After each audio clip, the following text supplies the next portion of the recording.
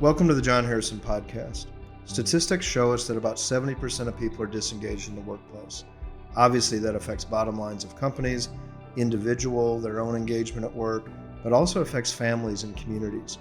We don't want to just be frustrated about things that are going on in the workplace or in the world. We want to do something about it. So we're going to talk about this while others aren't, and we hope you will join us on this journey. Welcome back to the John Harrison Podcast. This is Madeline, and I've got Jason and Christy and Melissa here with us today. Today we're going to be talking about how to become the employee that every leader wants to promote. This can sound a little general, but I think we overcomplicate this sometimes because we think, oh, well, I just need to work hard. I just need to be at this company for a long time. And a lot of those things can be true, but I think we really do overcomplicate it. So we're going to talk about it in a little simpler terms here. To start us off here, I'm pregnant right now. Y'all know that at this point. But I'm sitting around the table with 3 parents. And so I would love to hear from y'all. What do you tell your kids and what do you expect from them? Because again, we're going at this a little in a simple terms, but I think that everything at home applies to work as well and kind of those character traits. So you want to start there, Jason? Sure. So what I've done basically is tell the boys, and I have 3 teenage boys currently in the workforce, and I'll tell them don't do just the expected things, but go above and beyond even, right? And so if your work starts at 7, don't be there at 7, be there before, be ready to work at 7, right? So I think if you are able to go above and beyond, I think over time your leader will obviously recognize that, right? Your supervisor will notice that. And so that would be something that I would be looking for as a leader, like who's really doing the job and cares about the job, right? Because so many times we get in a job and it just feels like people just like, okay, I'm just going to do this. I'm just going to do it. Kind of like toes on the line maybe that John talks about sometimes. And so just don't act like you have your toes on the line. Do the job and do it well, I think would be the easiest. And that's not even a hard thing to do, right? Oh, yeah. And I think we've talked many times about, taking that extra step and being curious about your industry and like doing these things. And they're not hard things to do. And I also think it just comes down to being a star employee. And we talk about with our chart, having high values, but also getting your work done and how that's where you want to be. And so it doesn't always involve going crazy above and beyond things, but getting your work done and having high values and being curious about your industry and doing, some extra things here and there. I think you're right. Madison is 18. She just got her first job this past spring, and she's working at a grocery store. And of course, she was like, well, Mom, what do I need to do? Mm-hmm. Well, what are they asking you to do, right? Make sure you understand what the expectations is, which is one of the first things we talk about, right? Make sure you set clear expectations.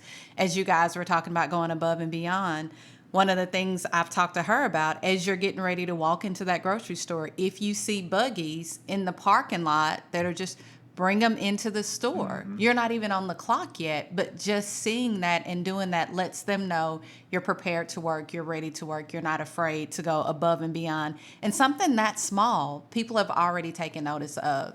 And I also tell her it kind of comes with a 2-edged sword, because she came home one day complaining about how long her line was. And there were people literally waiting for her because they were like, well, you always ask about my day, or you always greet me. And she was like, Mom, it's cool, but I don't want my boss to think that I'm slow checking, And I said, well, don't worry about that. They will see you. They'll know your work ethic. So not being afraid to go the extra mile and still take the time with each customer, regardless of how many customers you have left. I mean, you can't take 30 minutes, but don't rush their service just because there's somebody waiting behind, because each experience should be a good experience. So just some of those minor things. With her being young, her gadgets, like her phone. You can't be on your phone. Maybe you should leave your Apple Watch in your car so that you're not tempted to be when it's slow, just little things, little tips that we can give people, because they want to know that they have your full attention. Just like when you're on the job, you wouldn't be on your email while your boss is in there talking to you. They need to know that they have your full attention, that you know what's going on. So just little tips like that, given our kids or even new employees that are entering the workforce at 19 that may not have anybody at home telling them these things. That's so true. Madeline, you mentioned the word curiosity, and that's kind of one of my things in terms of just moving around in different industries. I had to be curious, but they were such different industries, and I can remember telling that to my daughter, is to be curious. If there's something you see over there that's of interest to you, just ask, hey, what is that over there? And find out more about it, because it might be an opportunity where you can grow and expand your skill set. And you don't know how it's going to help you 10 days or 10 years down the road, but it might be something that you glean something from that can help you later in life. So with curiosity, I think, comes additional opportunities for growth and just expanding your skill set. But maybe even it's additional responsibility, too, that you gain. Not that you're necessarily looking for it at 15, maybe, because you just don't see the reality of what comes with a job. But again, later in life, those opportunities for responsibility really help you grow and just expand your skill set. I think another thing is we've heard this before, but is to think like owners, right? And so don't walk past something that you can do, like you said, the carts, right? And so if there's trash on the floor at your work, don't walk past that trash, because an owner would not walk past that trash, right? They would pick it up. And so that's one thing I've tried to instill in the kids, is to think like an owner, not just walk past things that you could easily do, because really you want your workplace to be a place that looks excellent, right? That has the right image, and that everything is taken care of, right? Not trashed all the time or things like that.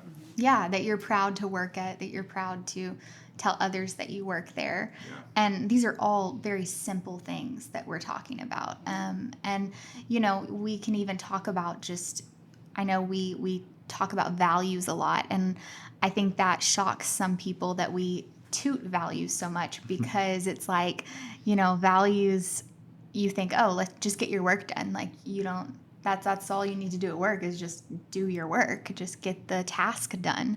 But we are so big on having those character values. And so, Melissa, I'm going to pass it to you, because I know we've done the 7 characteristics of a star program quite often. And we talk a lot about character and values. And I think that goes a lot with being promoted. People see those things and they notice them.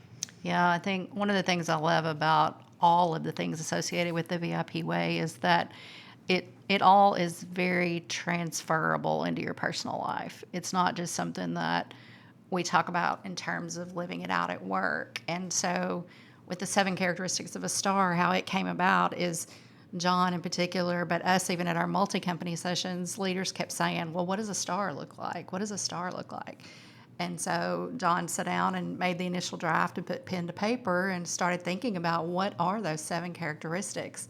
Not that he started with 7, but it just ended up at 7. And, it's all of the things that we think about being excellent in terms of coworkership, or just being a teammate, being a contributing member of society, even in a lot of ways. Things like resilience, civility, gratitude, they're all very basic things, but sometimes those conversations just don't happen at home, or they don't happen even maybe like through a work study program. I went kind of through one of those in high school, I remember, and none of that stuff was really talked about. It was just like, here's your task, go to work. And so had it not been for some of the discussions I had with my dad, I might not have gotten some of that. But they're really very basic and core. It's a great place to start the conversation, even with your employees. Like if you're starting new to a culture journey or a shift in identifying and defining values for your organization. But yeah. I think once you become a leader, I think your character is going to matter, right? And so because you're going to come across things. Well, I could fudge these numbers, or I could change this. I could mark this as though we did it, even though we didn't. So that way we can get some benefit from it. So we've had different leaders tell us the times where they had moral conflict, maybe. Where do I do this or do I do that? And so I think that's where the character has to come into play. It's not just about getting the work done, but it's about having that high character value too. Yeah, and that's how you can stand out, I think.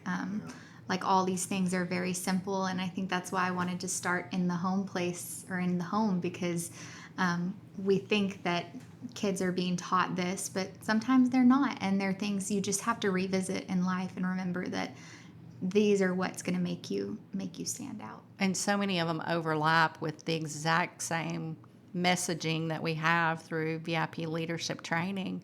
Something as simple as approachability can help contribute to a positive workplace, right?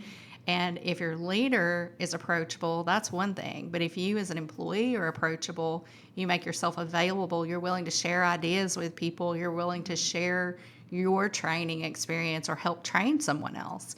You know, all of those things contribute to a positive work environment and just help the culture as a whole to begin to shift and change in a direction that is more positive, hopefully. You want to make sure you're being a good team player. Yeah. And that's kind of what I hear you saying there, and kind of what we've been saying. People shouldn't have to wait and ask you for help. You should be willing to go to them and say, hey, Jason, is there something I can do to kind of lighten your load? Can I help you with this? Or I saw you doing that. I don't mind giving a hand, but being proactive instead of just waiting for somebody to always come and approach you. That's really good. Yeah, that's super good. I feel like that's just, we can sit here and think about what type of teammate would I want to have, and that's who I want to be.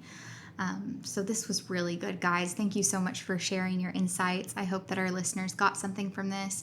We kind of talked about the 7 characteristics of a star. If you want more information on that, I'll have Melissa's email down in the description box. You can email her. She can talk to your company about having John come and do that for you. We deliver in different ways. So we would love to talk more about that with you. But hope y'all have a great week, and we will catch you on the next episode. Thank you for joining us today on the John Harrison Podcast. As you know, we believe that a positive work culture creates a ripple effect that extends into families and communities. If you found anything of value in today's episode, please share it with somebody so they can hear it as well. And if you have questions or topics you'd like us to cover in future episodes, please fill out the form below.